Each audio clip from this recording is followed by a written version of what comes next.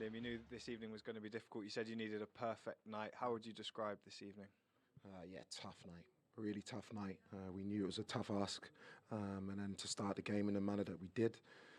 Yeah, it's I think 6 minutes in, and actually in the first 6 minutes we had ball in their final third, and we wanted to take chance of set plays. We make a mistake, and then at this level you can't make mistakes, and they punish you.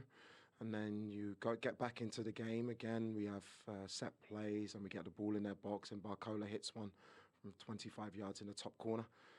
And then it becomes a really difficult night because as much as you want to go after the game, their confidence goes through the roof. We are trying to press, we're trying to get back in the game. And yeah, when the aggregate score is that, it can become a really difficult night. When you look at the aggregate score and you look at the gap in the number of goals scored, is that a reflection of where Chelsea are at compared to the European champions? And that's the gap that you need to try and close if you are going to go and win major titles like the Champions League? I think the difference, if you watch the games, is they were clinical.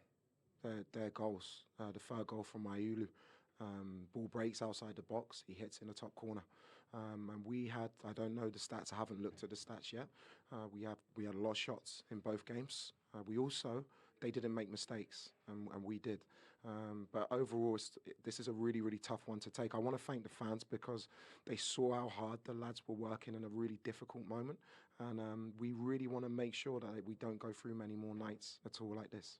In terms of the mistake, you've got such a young team, the talk of giving them experience, letting them develop. Do you feel as if you now need to add potentially more experience if you are going to be able to compete? It's a really difficult one. Mamadou, know him very well. He's a very good player. But we missed our two starting right-backs in this game, in that position.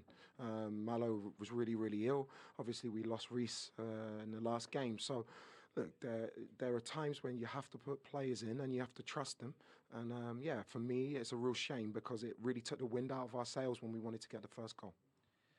At the end, a bad evening looked like it was made even more difficult with Trevor Chalobah. It looked a bad one. Is there any indication of what that injury may be? Trevor, yeah, I just asked the medical team. It's a high ankle sprain, so I'm praying it's nothing too serious because the way that Trevor's been performing, yeah, we can't afford to lose another defender in this moment. And in terms of the context of the rest of your season now, 3 losses on the spin, how do you bounce back from today? What are you going to work on with your team to make sure that this run of form doesn't continue and you can still achieve the things you want to? I think that's in your psychology and your habits. We have to make sure that when you go through a difficult run, that you make sure your habits are right, you make sure that your behaviours are good, and we have to go. We've still got a lot to play for in this season, and we got a really difficult game at Everton where we know we have to be at our best and bounce back to get the result there. Thanks, Liam. Yeah, interesting to hear from Liam Rosenior. Look, he was hampered by injury.